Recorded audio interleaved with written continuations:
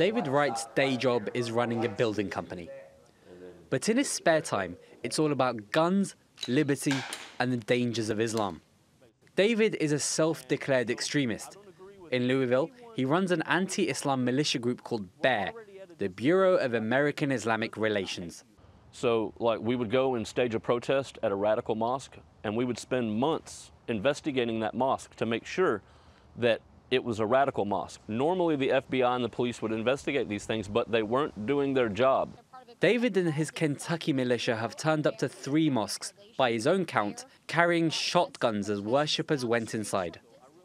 He argues he has the right to declare a mosque radical based on his own investigations, whether law enforcement agrees or not. In America, my First Amendment right gives me a right to protest anywhere I want. And my Second Amendment right gives me the right to carry a gun. Who's to say I can't do both at the same time? David says he's not against Muslims, just the radical ones.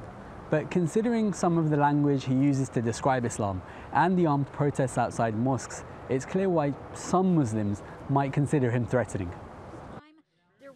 One of David Wright's protests last year ended with him eating a meal with local Muslims. But some Muslims oppose that approach to confronting anti-Islamic extremists.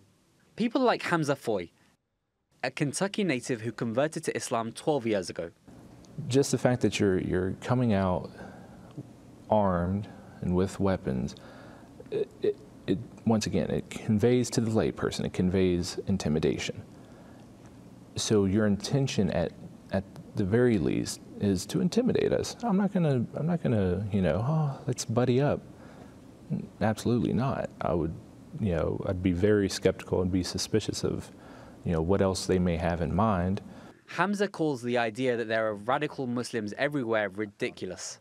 Clearly, there seems to be this kind of boogeyman narrative that there's a radical Muslim hiding around the corner. You know, here in Louisville, in the Muslim community, I always say, okay, who is this exactly? Like, who's this radical? Because there's no one in our community that I have seen, that I've heard about, that is a radical or whatever. Anti-Islamic groups here aren't easily going to change their minds about Muslims in Louisville.